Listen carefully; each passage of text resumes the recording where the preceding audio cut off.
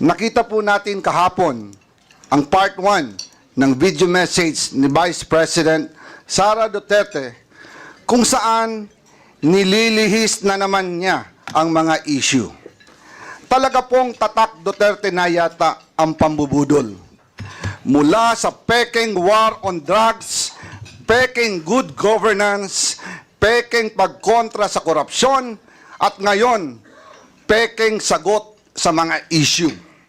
Una, simpleng tao lang daw siya, pero mahigit 400 bodyguards.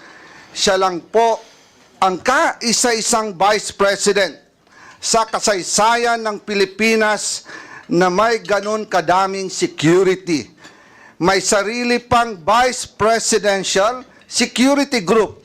Never happened in the history of the Philippines. Nag-iisa nga siyang humarap sa pagdinig ng Committee on Appropriations, pero sangkaterba naman ang bodyguard sa labas ng conference room. Humiling pa ng pagkain para sa 100 gwardiya na dala-dala niya at hindi naman kinain. Hindi po ba't pang-iinsulto at pag-aaksaya ito ng resources ng gobyerno?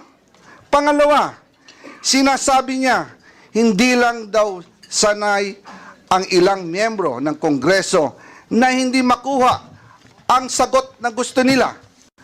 Karapatan at trabaho ng Kongreso ang pagbubusisi ng budget. Ang hindi niya pagsagot sa maayos na tanong at lalo pa ang hindi niya pagdalo sa hearing ngayon ay nagpapakita na kawalang respeto at paggalang sa mga kinatawan ng taong bayan. Hindi lang po kongresista ang winalanghiyan niya dito, kung hindi ang buong sambayanang Pilipinas. Tinatakpan niya ang hindi pagsagot sa tanong sa pamamagitan ng pag-iinsulto sa mga kongresista na ginawa lang naman ng kanilang mga trabaho. Gusto nila ang interbranch courtesy, pero siya mismo walang kortesiya sa Kongreso. Mr. President, kung maglalabas po kayo ng baho, Mr. President, dapat naman siguro maligo ka muna. Ang masaklap po, Ginoong Pangulo, sa kabila po ng track record na ito ni Mr. Zaldico, ang masaklap po, inappoint po siya ng Kamara de Representantes bilang tagapagbantay ng kaban ng bayan.